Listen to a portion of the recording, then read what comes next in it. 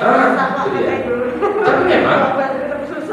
Tapi memang gini Bu, ada satu mungkin hipotesis ya, perlu dibuktikan karena ini baru hipotesis. Bahasa yang memperkenalkan strata bahasa itu lambat laun akan mengalami kepunahan. Ya. Bahasa Jawa, bahasa Sunda, atau bahasa apapun itu, kalau dia ada strata bahasa, lambat laun dia akan mengalami kepunahan. Jadi bahasa Sunda itu lama-lama akan hilang gitu ya. Ya, apalagi mereka yang tinggalnya di kota metropolitan seperti Bandung ini. Kenapa? Karena sudah terkontaminasi oleh bahasa-bahasa luar, gitu, ya kan? Bahasa Sunda juga sama. Coba kita datang ke Jogja misalnya gitu kan, apa bahasa Sundanya, bahasa Jawanya semuanya bagus enggak? Gitu, ya. Nah, tapi itu bukan tugas kita ya. Itu serahkan saja sama guru bahasa Sunda, sama guru bahasa Jawa. Kita kembali lagi ke sini. Nah, jadi kenapa judulnya menjadi guru ngaji dirindukan? Karena dengan asbab merindukan guru ngaji, mudah-mudahan itu juga menjadi asbab mereka merindukan apa yang sedang dikaji. Apa yang mereka akan kaji? Al-Quran. Maka mudah-mudahan mereka menjadi orang-orang yang terus merindukan Al-Quran. Baik, untuk mewujudkan itu saya ingin berikan 5 tips support. Support itu ada berapa gurunya? Support 5. Ada 5, makanya ada 5 tipsnya. S yang pertama sederhana. Yang membuat subjek pelajaran itu tidak sederhana. Apa kira-kira? Tidak paham. Yang menyebabkan tidak paham itu apa? Malas memahami. Ya. Tidak mengkaji dan merindukan. Oke. Kebanyakannya mereka tidak mudah memahami karena seringkali yang mereka dapati adalah guru yang tidak mampu menjelaskan dengan cara yang sederhana. Maka untuk membantu anak didik kita lebih mudah di dalam memahami, cobalah buat penyederhanaan. Saya misalnya, yang paling sederhana, contohnya adalah penyebutan angka 0 dan angka 0. Dulu sebagai orang matematika, tentu saya punya idealisme tersendiri. Kenapa? Karena 0 dengan 0 itu dua hal yang berbeda. Kenapa ibu bisa tahu? Orang matematika? Guru matematika. Oh, suara ya. Baik. Apa bedanya 0 dengan 0? Di matematika, aduh, di matematika nilainya beda pak. Beda ya? Bedanya apa bu? Aduh, aku bingung. Buatnya beda ya? Kalau 0 itu bernilai. Iya, kalau ada nilai. Kalau 0 itu tidak ada nilai. tidak ada nilainya. Jadi walaupun dapat 0 kata anak itu, 0 juga kan nilai. Sudah bagus daripada nggak ada nilai sama sekali. Nah itu kalau anaknya cerdas dia akan bicara begitu ya. Ini 0 juga nilai ini, gitu ya. Nah, tapi saya nggak ajarin itu ya. Saya nggak ajarin itu karena saya ya. Oke.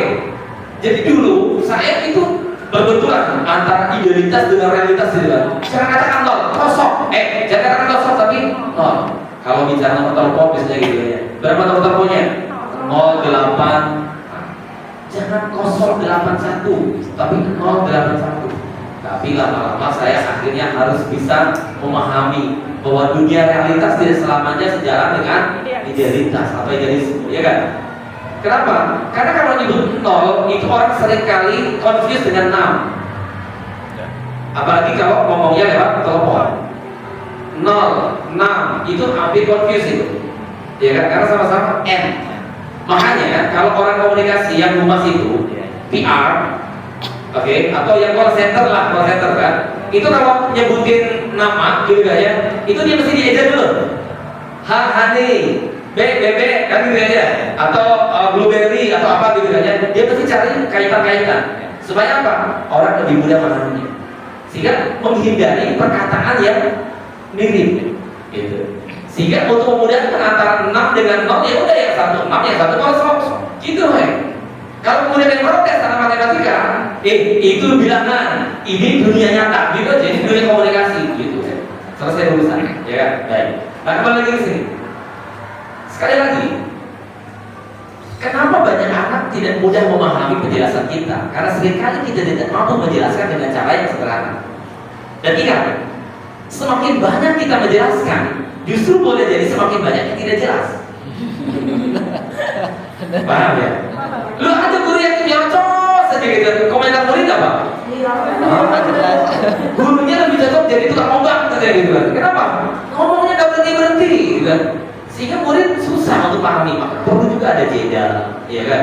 Perlu ada variasi gitu kan. Guru matematika saya itu, dan itu pernah saya jadikan sebagai penelitian waktu saya kuliah. Jadi sebelum mulai pelajaran, kan biasanya anak-anak itu kalau ketemu guru matematika, baru ketemu aja bu, itu udah takut pak. Maka dia mencoba untuk menghadirkan suasana, menjauhkan ketakutan itu. Sehingga ketika dia datang, itu mesti dia tebak-tebakan. Ketika dia datang di kelas, itu mesti dia bikin cerita, gitu ya. Dan ceritanya itu cerita-cerita yang lucu gitu. Sehingga anak kemudian merasa satu frekuensi. Ya walaupun ketika sudah masuk ke rumus, liur deh gitu kan, itu mah urusan belakangan. Yang penting dia mau belajar itu saja dulu gitu. Ya.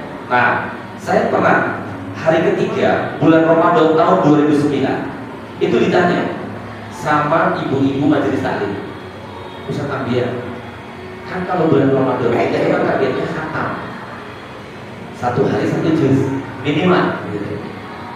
Ada yang 2 hari, ada 1 hari 2 juz, ya kan? Ada 1 hari 3 juz dan begitu seterusnya. Tapi minimal 1 hari 1 juz. Kalau cari daftar nama surat kan ada di belakang itu kan ada daftar isinya. Lah kalau mencari juz, gimana ceritanya Pak Ustaz? Atau ada nggak caranya? Kata ibu-ibu. Waktu itu saya cari-cari, ini tahun 2009 ibu. Tahun 2009. Saya cari-cari gimana caranya gitu ya. Tapi kemudian saya teringat, masa orang matematika nggak bisa memecahkan persoalan ini? Karena matematika itu sangat related dengan Al-Quran. Dan jangan salah, matematika itu lahir karena adanya Al-Quran. Tahu sejarahnya? Cuma kalau saya cerita tentang sejarah ini lumayan makan waktu 1 SKS gitu.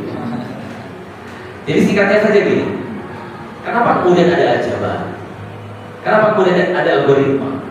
Itu kan sebetulnya terkait dengan ilmu waris aljabar itu, ya kan? Kenapa kemudian ada angka 0? Itu karena Al-Quran memperkenalkan kata ahad. Karena selain ahad itu maka 0, ya kan? Tapi ini akan panjang sekali lagi, kita sederhanakan saja, ya. Nah, maka saya tertantang waktu itu. Ingat, oke. Di dalam ilmu matematika, aljabar, aritmetika itu ada rumus baris dan deret. Ingat? Rumusnya mencari suku ke n, masih ingat? Rumusnya apa? Yang aritmatika. N, A. Suku ke n sama dengan a ditambah n 1 dikali b. Di mana a adalah suku pertama, Apa? a adalah suku pertama, dan b adalah Beda. selisih. Iya. Nah, itu rumusnya mencari juz kesekian, kan suku kesekian kan? Gitu. Nah, suku pertama itu adalah 2 dan selisih ada 20. Oke bu, pakai rumus yang ini ya, pakai rumus yang ini. Kira-kira kalau juz 11 halaman berapa bu? Aduh. Langsung.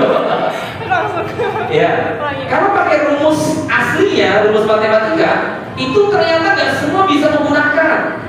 Jadi belum sederhana. Maka saya coba sederhanakan. Jadi rumus mencari juz itu gampang. Oke, ada 3 langkahnya. Cuma 3. Juz yang dicari dikurangi 1.